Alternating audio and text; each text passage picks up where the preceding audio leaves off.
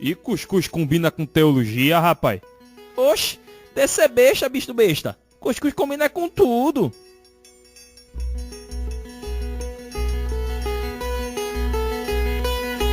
Hoje o dia vai ser massa, galera. Meu nome é Diel Siqueira e esse aqui é o podcast da quarentena. Aqui quem fala é o Alex Araújo, prazer imenso aqui com você novamente. Eu já estou enlouquecendo, tá dentro de casa. E dentro de casa a gente consegue produzir cultura. Opa, olha aí, botou. E eu achando que ele ia fazer. Eu achando que ele ia falar nem uma frase. Gente, estamos começando com o Cuscuzcast. Para quem for escutar isso daqui a uns 15 anos, como um feed de podcast é uma cápsula do tempo, então você vai estar lembrando desse fato nos livros de história, como a grande quarentena do coronavírus, a crise mundial que foi instalada. Espero que você esteja ouvindo o mundo notificado, tenha acontecido do jeito que está, se mudar para melhor.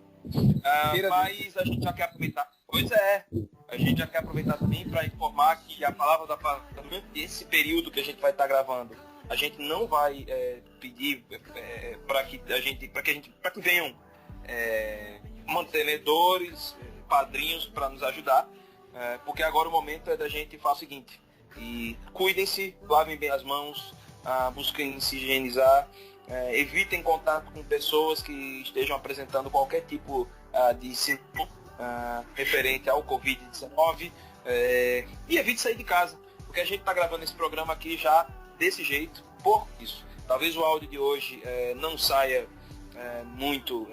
com muita qualidade, mas a gente não queria deixar de produzir conteúdo para você, conteúdo de qualidade, chamar uma galera legal para falar sobre diversos temas da sociedade, porque quando a gente fala de sociedade, a gente fala também de questões de Deus em todas as áreas da nossa vida, beleza? Mas vamos lá, né? Lucas, te apresenta aí, cara. Quem é você, meu irmão? Boa noite, pessoal, ou boa tarde ou bom dia.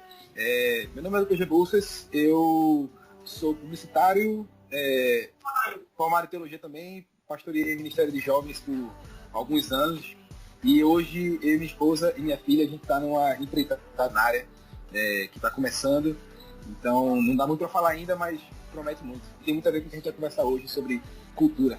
Massa, show de bola. Cara, a gente chamou aqui o Lucas porque, além dele estar muito engajado nisso, parece que o engajamento do Lucas nessa... Cara. Pois é. Como eu falei, né, assim, eu tenho a formação publicitária, então, coisa que eu esqueci de falar é que eu sou músico também, né? Então, de uma forma ou de outra, a arte sempre esteve muito presente na minha vida. Pela primeira formação de publicitário, por ser envolvido com música e tal. Com o tempo, Deus me chamou então eu comecei a trabalhar em tempo integral na igreja, pastoreando adolescentes, depois jovens e tal, e nunca se perdeu, né? Tanto que no trabalho de conclusão lá do curso de teologia, o meu TCC é o Evangelho e a cultura pop, né? Como é que a gente pode linkar essas duas coisas? Aí, no caso, como é que parte assim, essa ideia de falar sobre Evangelho e cultura pop? Existem mais convergências, Mas que é isso? Porque para alguns pode parecer uma novidade ou viagem da cabeça da galera aí, velho. Vamos lá. Cultura pop também, mas queria muito mais assim, falar sobre cultura de uma forma geral e passar um pouquinho. Só explicando, no TCC, né, um recorte, né, que você está falando, né? Se fosse falar sobre o Evangelho e cultura, são temas tão abrangentes que ia ter que escrever, né, outra Bíblia aí para encaixar tudo isso. E aí o pessoal pede para fazer um recorte, né? Então, no meu caso lá, o recorte que eu fiz foi da cultura pop, né? Que aí preciso falar. Mas o ponto é o seguinte, acho que é bom primeiro a gente começar falando sobre o tempo. Talvez a pergunta que surja é tipo assim, a cultura pop é um negócio que começou nos anos 60 e a Bíblia tem milênios aí, assim, né? Qual que é a ligação? O ponto é que a gente pode precisar entender a Bíblia como, claro, um livro sagrado, então ela é mais do que um livro antigo, ela é um livro que fala sobre a verdade, né? Então, ela também vai comunicar com a gente hoje. Ela também vai comunicar com a cultura pop, assim como comunicou há 100, 200, 300 anos atrás, vai comunicar com 100, 200, 300 anos daqui para frente. Então, a gente pode e precisa, sim, encontrar pontos de contato e pontos de divergência também, com toda a época, com todo o assunto e com com toda a área de esfera do... Então, a cultura, e a cultura pop, ela tem sim muito a ver com a Bíblia, tem muito ponto de contato, sim. Massa, show de bola. E aí existe alguma base bíblica que você trabalhou nesse período, que você ficou trabalhando, Cara, que norteou nessa ideia? Sim, eu usei lá no meu trabalho um livro de Atos, né, no capítulo 17, na passagem lá de Paulo por Atenas. Também foi mais uma vez o meu recorte, né? Não dá pra falar sobre a vida e o contato dela inteira com a cultura pop e tal. Ia ser um negócio muito extenso. Mas eu acredito que o texto lá de Atos, quando Paulo ele tá em Atenas, ele é quase como um tutorial pra gente de como anunciar o evangelho se comunicando com a cultura do local e da época, tá ligado? Por que eu falo isso? Atenas, na época, era um rádio cosmopolita, muito movimentado. O próprio texto fala isso, né? Que as pessoas lá gostavam de estar, sabe? Então, Atenas era quase como, sei lá, uma Nova York, ou aqui no Brasil, uma São Paulo da vida, assim, onde, tipo, tudo acontece, as coisas acontecendo, o conhecimento sai de lá. E aí, o texto mostra Paulo chegando lá, e o texto faz meio que essa cronologia, assim, dos acontecimentos, né? Paulo chega, a arte, a cultura, a arquitetura da cidade, ele repara que tem muitos templos, muitos altares, e tem um altar para um Deus desconhecido. E esse texto, particularmente, essa parte do Deus desconhecido, sempre mexeu comigo. Eu sou cristão desde criança, fui lá a Bíblia quando era guri. Eu lembro que eu olhei e falei, velho, Deus desconhecido. E aí Paulo depois ele vai dizer que é esse Deus que ele viajando assim, pensando, será que a galera já adorava Jesus sem saber? Ou Paulo pegou ali um gancho, já que tá uma placa em branco, deixa eu botar um nome, e não se já adoram mesmo, deixa eu só pegar esse bonde andando aqui. E aí me captava. E aí quando eu fui estudando assim mais profundamente, ele faz muito sentido. Paulo parte para pregar o evangelho partindo de pontos de contato, que são, ele repara na cultura do povo, aquilo que para o povo é importante, ele pega alguns elementos culturais próprios do povo, por exemplo, esse altar do Deus desconhecido.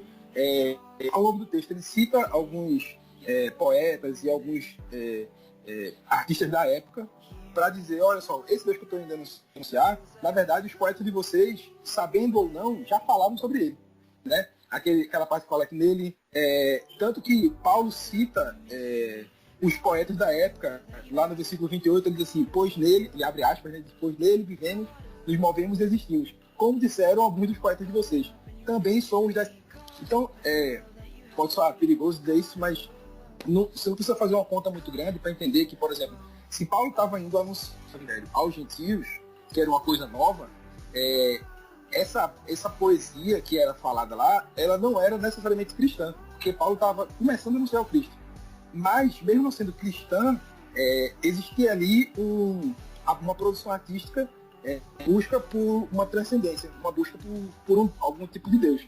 E aí Paulo olhou e falou, olha, esse Deus que a galera está procurando aqui, mesmo sem saber, fazendo poesia e fazendo, né, produzindo cultura nessa busca e ânsia por um Deus, deixa eu pegar esse gancho e dizer, olha, isso que vocês estão procurando, não sei direito o que é justamente o que eu vim anunciar. Peraí, então você está querendo dizer que os caras já adorassem, louvassem a Deus sem saber que ele era Deus? Ou não? Cara, aí é uma discussão e eu mesmo não saberia dar uma resposta categórica assim, sobre isso, mas a cultura, e aí a partir daqui a gente pode começar a abranger a produção cultural e artística, ela tem uma ligação forte com uma busca pelo transcendente, tá ligado? Então assim, as pessoas conhecendo o Deus ou não, elas podem e fazem, elas procuram algo para além desse mundo. A cultura está permeada disso. Então o que Paulo fez naquela época, na passada dele por Atenas, foi olhar para a cultura, olhar para a arquitetura da cidade e ver que eles tinham muitos altares, tinham poesias que apontavam para o transcendente e dizer, esse povo está procurando algo, tá? Para dizer ao Deus desconhecido, esse povo está procurando algo que eles não sabem exatamente o que é ainda, mas eu sei. Então, para falar sobre o Jesus de Nazaré, usando como ponto de partida aquilo que ele mesmo já busca. E esse ponto do contato daquilo que já é comum à cultura para quem você está falando, é um é uma estratégia que Paulo usava e até hoje na publicidade a galera usa. A produção cultural, e principalmente a produção artística, na verdade, ela tem muito, desde sempre, essa opção de um contato com o transcendente, com Deus. Algum que seja, né? A nossa fé cristã, ela é um Deus. Então, o que Paulo fez ali foi olhar para a produção cultural deles e dizer, olha, esse Deus que vocês estão orando, mesmo sem conhecer, esse Deus que vocês estão, essa poesia que vocês estão criando aí, que tem uma busca transcendente, mesmo que vocês não saibam exatamente o que é, eu vim aqui para dizer o que é. Então, eu não estou afirmando categoricamente que ele já adorava Jeová sem conhecer Jeová. Eu estou dizendo que existia ali uma busca por algo, e aí Paulo, de uma coisa que era comum a eles, uma produção deles lá, já cultural, artística, e disse, olha, isso aqui que vocês já conhecem, que é um ponto, vocês estão corretos em procurar isso. E se vocês não conhecem o suficiente, deixa eu apresentar para vocês. E aí ele vai lá e passa. Esse Deus de saber quem é exatamente, eu vou apresentar a vocês. Então... É como se Paulo organizasse as ideias, no caso. Paulo organizasse as ideias. E ele usasse assim, de uma forma muito estratégica. Por exemplo, o que, na verdade, hoje em dia, muitas igrejas fazem isso de uma certa forma, né? Há muito ministério de jovem usa isso. Pega uma série da Netflix que está em alta e diz, vamos falar sobre essa série. É mais ou menos isso. A galera tá tema que é comum à nossa cultura, séries da Netflix ou algo assim. E aí a gente olha e diz, olha, tá vendo se você gosta? Pois é, isso aqui é muito bom. E olha só, vê que coincidência. A Bíblia já falava sobre isso. Aí começa a contar de ponto de partida que é comum a todos. Entende? Bem, uma semana dessa nós iniciamos lá uma série de estudos em cima da série Messias da Netflix e a gente ensinou a turma ficou encantada. Pois é, isso é fenomenal, cara. Isso é bom demais que a gente faça isso. Porque pra gente que já é cristão, assim, já tem uma caminhada de fé e dentro de igreja, é legal porque a nossa cabeça meio que automaticamente, né? A gente já tem essa cosmovisão cristã, então a gente já olha tudo com, digamos assim, com a ótica de Cristo. Mas quem não tem, quem não concorda da mesma fé que a gente, às vezes tem esse distanciamento muito grande, essa visão de que a igreja está muito longe. Porque às vezes está de fato. Então a gente usar uma série, uma música, uma poesia, ou qualquer coisa que seja assim, que para essas pessoas seja comum, a gente usar isso como ponto de partida para uma conversa fenomenal. E a gente tá vendo aqui que não é novidade, né? Paulo estava fazendo isso desde lá do início. Não, dá pensando aqui, né, nessa questão da estratégia de Paulo. É bem interessante isso, que ele utilizou elementos culturais daquela província e abriu uma porta para a pregação do evangelho ali.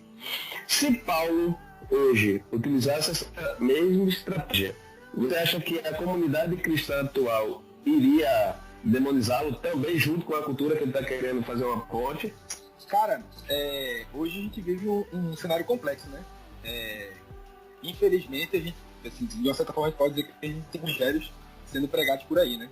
Então, eu acho que Paulo seria inspiração para muitos e seria, sim, talvez um herege para outros. Mas, uma coisa que eu acho que é importante de Paulo, que talvez fosse um fator de conversa para as diversas comunidades evangélicas, é que Paulo ele tinha uma preocupação em anunciar o evangelho que comunicasse com a cultura, mas ele também não negociava questões muito importantes a mensagem do evangelho.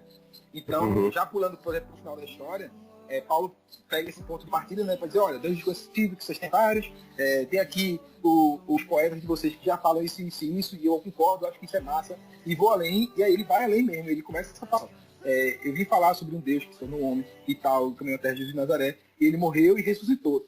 E aí no final do texto lá, na hora que ele falou sobre a ressurreição, aí deu problema. Porque a mensagem de Paulo, ela talvez hoje ela continuaria muito relevante, porque ao mesmo tempo que ele se perde só em querer dizer o que a cultura tem a ver com o evangelho. Ele vai dizer, olha, mas o evangelho, na verdade mesmo, é isso aqui, ó, para perdoar os seus pecados e dar a vida eterna. E aí no final do texto diz que quando ele falou sobre o Jesus ressurreto, outras pessoas disseram sobre isso aí, a gente quer saber mais, ficaram curiosos, e um grupo pequeno de pessoas, o texto fala isso, um grupo pequeno de pessoas converteu. Então, e passou a seguir Paulo, assim, né? Então, no final das contas, mas ele não deixava de dizer também, de fazer as antíteses, né? Para dizer, olha só, mas ele ia além em dizer qual que é o cerne do evangelho. Então acho que isso é uma coisa primordial, criar pontes, mas também não negociar alguns princípios. Não, com certeza. É interessante que isso aí remete até o pastor Tim Keller fala de ponto de tensão. Talvez o ponto de tensão da sociedade grega fosse a questão, a perspectiva de, por exemplo, hoje, por exemplo, um ponto de tensão que eu percebo muitas vezes as pessoas elas têm uma dificuldade de seguir a Cristo, sabe? Deixar os seus ídolos pessoais, aqueles que são mais internos, e chegar assim e dizer assim, ó, não, eu quero a conforto, ele quer o alento, mas nessa questão de abrir mão é muito difícil na sociedade de hoje, pelo menos. Ele consegue, pelo menos no nosso contexto aqui, né? Mas eu concordo muito com você, acho que isso é global, na verdade, porque aí tem muito a ver com velocidade líquida, né? Então, o Baum fala muito disso e tal, né? E aí tem aquela questão de que, tipo assim, a gente vai se adaptando àquilo que é confortável pra gente, né? Então, assim, se me faz feliz, se me faz confortável, a forma como eu busco o amor ou a felicidade, então tá certo. Na hora que começa a querer me moldar algo que é desconfortável para mim, aí eu, sendo líquido, eu me escorrego e vou para onde eu me sinto confortável. A mensagem do Evangelho, ela tanto quanto confronta, né? Então, a gente precisa falar e permitir que Deus fale com a gente também, tanto do conforto quanto do confronto. Tá, tinha uma coisa que você falou aí sobre os ídolos, né? Que eu acho que é muito interessante, que tem a ver com a pergunta que o Alex tinha feito. Véi, e hoje, como é que seria... Quais seriam os deuses desconhecidos que Paulo falaria hoje, né? Quando eu mais velho esse texto com mais frequência, uma pergunta que vinha muito para mim era assim, se Paulo viesse hoje, qual era o Deus desconhecido que ele iria dizer, olha, vocês estão adorando, isso aqui é o Deus que eu vim anunciar, vocês só não sabem. E aí eu queria passar para vocês têm alguma coisa que vocês olham assim, velho, a galera de hoje está adorando isso aqui a gente encontra em Deus, só que o povo não sabe. Brother? Ele ele foi o primeiro entrevistado que fez uma pergunta pra gente, vê só. Pois é. Mas é bom isso. Caramba. Tô tentando pensar, né? Cara, Lucas, agora eu não sei mais ou menos, talvez Ed saiba qual vai ser o momento que vamos lançar esse programa, mas nesse momento que é a questão de um pavor mundial, né, é a questão do dinheiro, velho. Então, nesse momento que nós estamos, que a economia global está sendo afetada e nós estamos vendo o desespero de quem está na base, essa total dependência. Eu também estou um pouco, eu creio, e quem sustenta minha casa, minha família, tá? Então isso me traz paz. Mas eu hoje, por esse dinheiro, ele tem sido Deus de muita gente aí. É verdade. Verdade, pois é. Então eu queria que a gente pudesse falar sobre, na verdade, o que as pessoas buscam com o dinheiro, né? Talvez assim, o dinheiro ele é meio que assim um meio para algo maior, que talvez você já busca por poder, né? Ou por conforto e tal. Mas quando eu estava refletindo sobre isso, por exemplo, uma das coisas que eu me peguei pensando era princípios que as pessoas buscam muito e brigam muito por eles, que são, por exemplo, o amor, a felicidade e a liberdade, né? São três coisas que são muito buscadas e muito militares, né? A galera milita muito assim por amor, por liberdade, por felicidade. E aí isso é encontrado em Deus. E a gente são elementos em Deus. São elementos que somente Deus em abundância, né? Em plenitude, e a galera tá buscando. Cada um na sua forma, e talvez por isso mesmo que o mundo talvez tão bagunçado, assim, porque, por exemplo, as pessoas estão adorando esses deuses, digamos assim, estão endeusando o amor, estão endeusando a felicidade, e estão endeusando a liberdade. E estão concentrando todos os esforços de vida nessa busca. Mas talvez estão sofrendo, porque estão confundindo, por exemplo, com paixões. Então elas têm uma busca que Deus pode suprir, mas elas estão entendendo errado. ou estão buscando a liberdade, sei lá, com assim, a facilidade que existe de um home office, de um emprego mais flexível, por exemplo, né? Mas isso tem dado com o crescimento do empreendedorismo, por exemplo, isso tem batido de frente com mas isso tem feito as pessoas se depararem com o crescimento de uma ansiedade, por exemplo. Então essa busca por uma liberdade, na verdade, ela talvez está trazendo o seu efeito contrário. É a mesma coisa com a felicidade. Então, o que a gente percebe, né? É que talvez as pessoas estão buscando coisas que Deus pode suprir e elas estão endeusando essas coisas. Elas concentram todo o esforço delas na busca por esses ideais, né, de amor, e liberdade e felicidade, mas elas estão encontrando, às vezes, até isso. E a gente sabe que Deus pode prover. Então, por exemplo, talvez hoje... eu sei que tem a questão do dinheiro e faz muito sentido no momento que a gente está vivendo. Para você que está ouvindo no futuro, a gente está vivendo num momento doido do mundo de pandemia, você deve lembrar disso. Mas... se não lembrou, vai ver no livro de biologia. Se não lembrou, vai ver... Exatamente. Geografia. Você tá no filme aí que foi sua lenda, né? E a voz vão falar sobre isso. Ou senão assim, olha, atenção, você escutou numa cápsula esse áudio do Covid. Aí o cara tá no meio do deserto, não tem ninguém, velho, tá ligado? Só tem ele e um cachorro, tá ligado? Diga aí. Pois é, velho. Então, assim, tem o lance do dinheiro, principalmente nesse ponto da história que a gente tá vivendo agora, do total, que as pessoas estão buscando, é isso que eu falei. Então, a gente pode e precisa olhar para os interlocutores, né, com quem a gente está falando, e dizer, velho, você está procurando isso e você está certíssimo em procurar isso, porque você está procurando da maneira errada ou está procurando no lugar errado. Então, deixa eu te apresentar a fonte verdadeira daquilo que você procura, de julgamento, mas numa perspectiva de talvez de orientação. De correção de rota, né? Você procura uma coisa correta, mas então deixa eu te apresentar um rumo correto. Isso que ele está falando, Ariel, uma frase que eu escutei agora no início da caminhada aí na jornalismo, foi a expressão, tipo, todo prazer me diverte. Aí eu olhei e disse, putz, né? Todo prazer, mano, não tem algo. Se você for ver também, a cultura também, beleza, a cultura tá aqui, a igreja de Cristo tá ali. Não, ela também influencia. Né? Porque, por exemplo, vai ver esse negócio do homem estar em primeiro lugar, mas hoje a gente também tem uma teologia do coach que coloca o homem na frente, entendeu?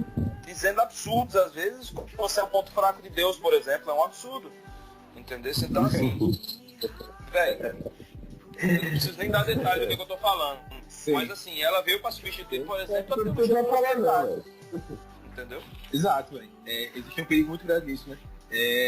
Aí você tava falando, Alex, sobre... como as pessoas na faculdade, né, elas procuram, parece um papo de velho, as pessoas na faculdade hoje buscam prazer, mas isso parece um velho falando.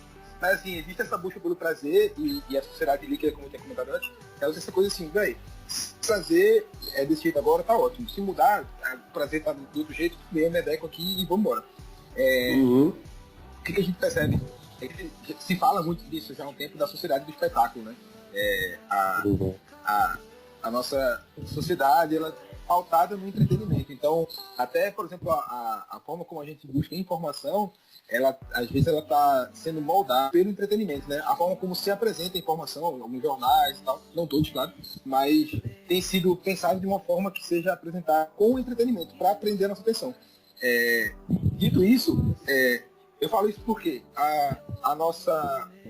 um ponto de contato entre a cultura pop e a religião que as pessoas têm buscado experiências avassaladoras, né? Elas têm procurado o amor e elas têm procurado também, nessa sociedade de espetáculo, as pessoas têm buscado muito fortes emoções, buscado o amor, como falei anteriormente, e existe uma necessidade intrínseca do ser humano desse senso de pertencimento.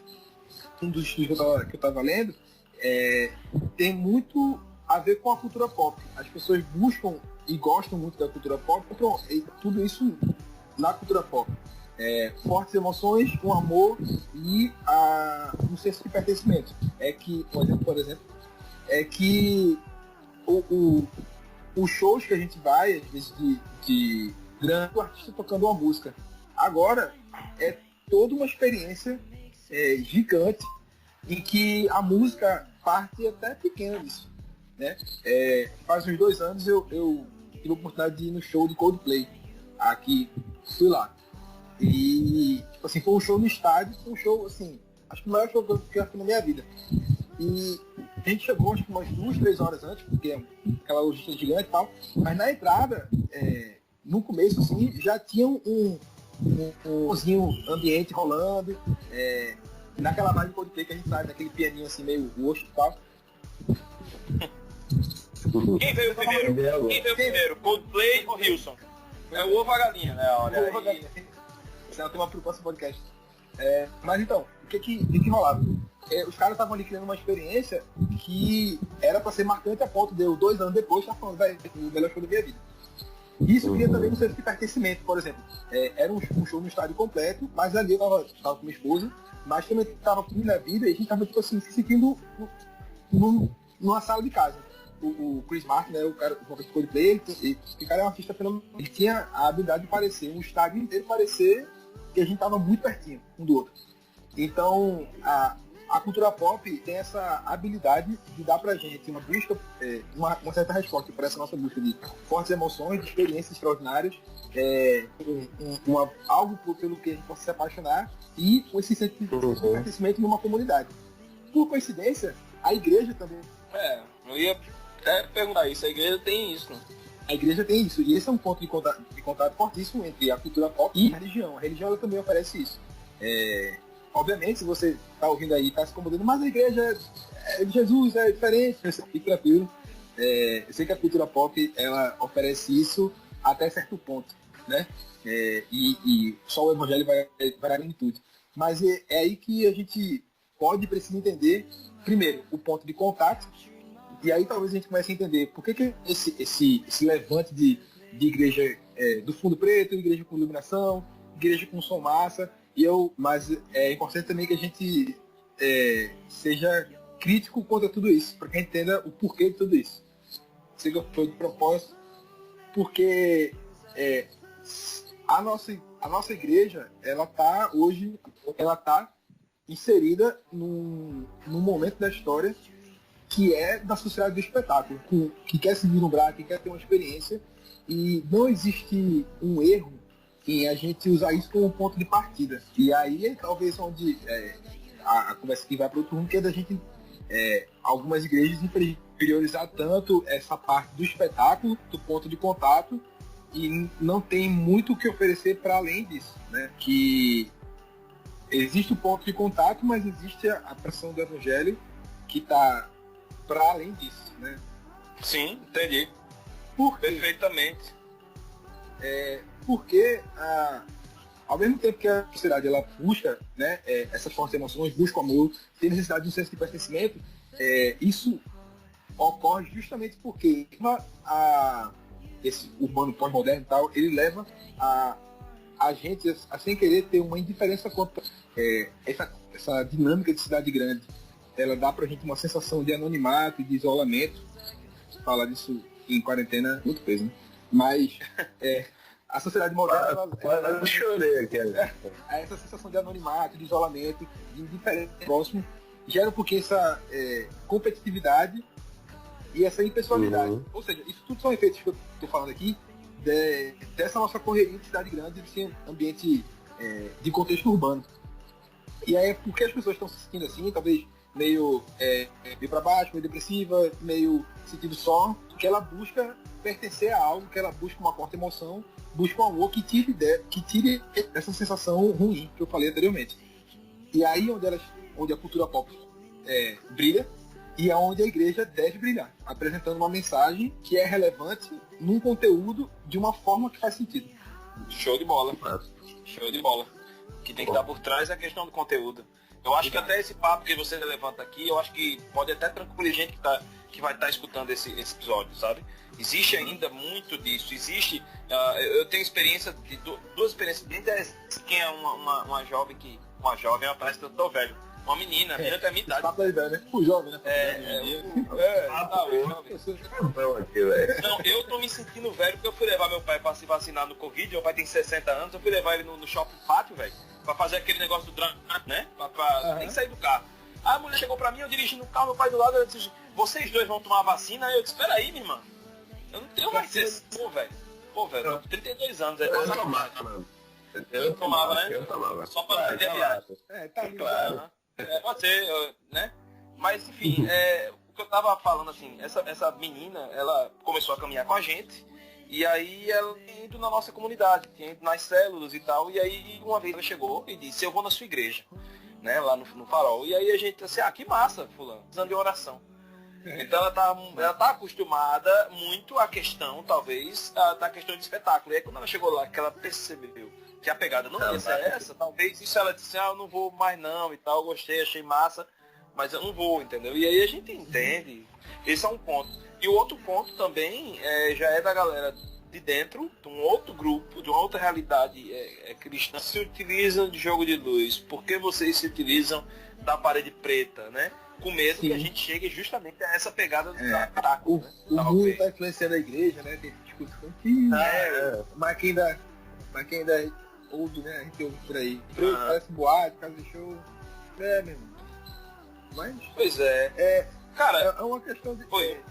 Sobre isso, né? O porquê que a gente usa jogo de luz, por que usa a igreja com a cor tal na parede. É importante a gente ver que Deus, ele é invisível, né? O nosso Deus, ele... eu sei que existe a imagem de Jesus, Jesus se tornou homem. A gente lida com um Deus que é transcendente, que não se resume a uma imagem. Então toda expressão visual que a gente, ela tem a ver com a sua época, né? Então aquelas pilastras romanas, a gente não entra tanto em detalhes aqui sobre as escolas artísticas, mas vocês sabem do que eu estou falando. Elas têm aquela cara de igreja, um reflexo da arquitetura da época. Hoje, as expressões, a arquitetura da nossa época, e quando se fala de um auditório, não é mais como era assim, na época do Império Romano ou da igreja. Na verdade, quando a gente fala sobre qual que seria a cara da igreja, né, a cor da parede, ou botar o jogo de luz, isso para mais é do que um reflexo da nossa época. Todo lugar que preza por uma estética bonita, e por que a igreja não pode ter? Pois é. Verdade. Tem mais alguma... Pessoal, Alex, tem alguma pergunta? O que, Alex? Não, até nos fez uma pergunta aqui, né? Primeira vez. Pois é, um convidado que faz a pergunta pra gente nunca teve. Novidade. Novidade. Essa foi boa. Foi muito boa. Lucas, então, quando você olha assim para a igreja atual, eu não estou surgindo e graças a Deus uma boa parte delas está vindo com uma mentalidade bem, bem interessante e está conseguindo a cultura dos lugares onde elas estão. E quando se fala das igrejas, cara, históricas, igrejas, né, e nós notamos que algumas estão tentando fazer essa conexão com a cultura, mas ela enfrenta uma dificuldade mais com a comunidade, né? A própria igreja, os próprios membros. Sim. Cara, como é que fica para essa liderança, para esses pastores, que ao mesmo tempo, quando não faz essa conexão à cultura, os jovens estão indo embora, velho. Porque eles são culturas totalmente diferentes. Como é que fica aí essa luta? Essa é uma tensão grande que eu acho que quase toda igreja passa ou vai passar, né? Porque a igreja ela é para todos, e criança de 5 anos e o senhor de 70, 80, que quer ir para a igreja também. Então, eu acho que esse é o tensão, talvez, da igreja, que é se comunicar com diversas gerações, né? Eu posso falar por mim, eu tive a sorte e a bênção de fazer parte quase minha vida inteira de uma igreja que é histórica, né, igreja presbiteriana, mas que tem um pastor que pensa da forma como a gente está conversando agora. Ele entende, ele fala isso em aconselhamento, em público, que a nossa igreja é para os nossos filhos, né? Então, os mais velhos servem aos mais novos. Então, considerando que a idade ela leva a uma maturidade, quem está na igreja sendo mais velho é mais maduro, então pode e deve com paciência com os mais novos e preparar a igreja para os mais novos. Não necessariamente para as crianças também, mas para os mais jovens que têm essa oportunidade talvez de ir para outra igreja ou de ir para a igreja nenhuma, porque a igreja é um saco e não comunica com ele. Então a gente tem que ter paciência, que sejam todos, mas principalmente os mais maduros, né? Então, assim, eu tive essa graça de viver essa experiência, e é uma tensão mesmo, porque, assim, o mais velho, o mais novo vai querer fazer, sei lá, um assalto, e aí o mais velho vai baixar, porque incomoda os ouvidos, e, assim, e tem vários exemplos disso, né? Mas, acho que a liderança, essa compreensão de que se o culto de domingo, ele tem que comunicar com todo mundo, que aspas, mais genérico para conseguir comunicar com todo mundo, que o conteúdo seja, se a forma talvez não vai, seja relevante para aquela época, para aquele contexto, isso é um ponto, que o conteúdo ele seja, seja relevante, seja acessível, acessível e contextualizado, né? O espaço na igreja para os diferentes, né? Se, por exemplo, sei lá, no culto de domingo, que está lá no templo, vai ser difícil agradar todo mundo, então bicho, faz um culto clássico, faz também um culto para a galera mais jovem, para a galera do retetel, sabe? A galera mais penteca. E eu falo isso assim, como quem viu isso a minha vida inteira. É uma igreja presbiteriana, assim, muito sorte, muita graça de crescer nessa igreja, que é uma igreja histórica, tende a ser, né, ela é uma igreja mais fria, mas a nossa assim, é uma igreja que dava muito valor à oração, ao ajuda do Espírito Santo também. Tanto quanto, acho que domingo ele era um culto mais tentando falar com todo mundo ao mesmo tempo, mas segunda-feira tinha um culto de oração, na quinta-feira à tarde tem o culto das irmãs da oração, que é daquele jeito. Das irmãs do coque. É das irmãs do coque. No sábado, os jovens, tirando uma onda, que a nossa igreja lá, ela era quase como um co-work de igreja, né? Tipo, deram o mesmo espaço, e várias igrejas diferentes lá, habitando o mesmo espaço, né? E aí eu acho que esse é uma solução, é a gente entender aquilo que é primordial, aquilo que é principal no sentido de princípios. Quais são os princípios que a gente não abre mão? A mensagem do Evangelho, uma teologia profunda, contextualizada, e aí a forma vai do bairro, vai da época, vai do dia da semana, vai de quem está, do público maior do culto, né? E aí a liderança vai tendo sabedoria para dizer, hoje o dia, deixa os meninos fazer hoje. Vamos respeitar os mais idosos, e por aí vai. Massa. Me fez lembrar um pouquinho da época da Igreja Congregacional Pernambucana, na época ali do Partido Brito. E uma das coisas que me chamou muita atenção e até ficar nessa igreja, congregar lá, era que ela tinha uma ligação interessante com a cultura. E me chamou muita atenção quando numa conferência missionária, ele compôs a música e a galera foi tocar, o cara tocou no Mangue, velho, Mangue Beat. Foi mesmo, olha aí. Foi, quando eu era da IPCC, rolou um caso com Agnus Dei, velho. A gente tocou em Maracatu, velho. Que massa. Foi irado, velho. A gente tocava e chorava, assim, porque a gente curtava a pegada, sabe? Que lindo, velho. Foi lindo. Na época muito boa, cara. Era muito boa, então tinha muito essa questão do samba. Porque ele era carioca, né? Ele é carioca, então não via problema nenhum. Então a conferência missionária, o Mangue Beat, aí vinha a questão do samba, o MPB. Foi um tempo muito bom.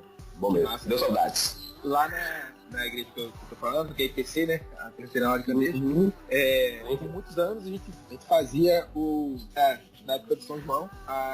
Então, lá na igreja, na IPC, a igreja que eu fiz parte da minha vida inteira, a gente fazia, na época de São João, faz a festa do milho. E aí, cara, a gente decora a igreja com banderola, pega o louvor, faz o louvor inteiro, faz música que a gente toca todo mundo, forró, shot e tal.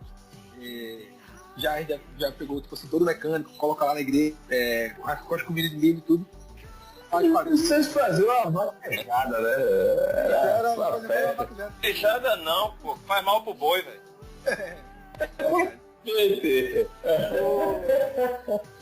E aí esse cara, assim, né, tipo, domingo antes, no domingo seguinte, ele tinha que fazer toda uma pregação, assim, sobre como o evangelho pode, quem era João, né, que a gente não tá adorando ele, mas que a gente tá lembrando do nosso irmão, que foi um exemplo de fé. Então, assim, tinha também as críticas e tal, mas era muito bom, como eu falei assim, foi muito bom eu crescer numa igreja que, mesmo sendo para todo mundo, assim, né? Então tava lá, as irmãs do Coque, os teólogos reformados, ortodoxos, da galera que quer da disrupção total, e o pastor lá, né? e o pastor lá, tipo assim, orientar todo mundo fazer, velho, vamos ficar aqui no mesmo barco, com as nossas concordâncias e discordâncias, né? Entendendo esse diálogo do evangelho com a cultura, né?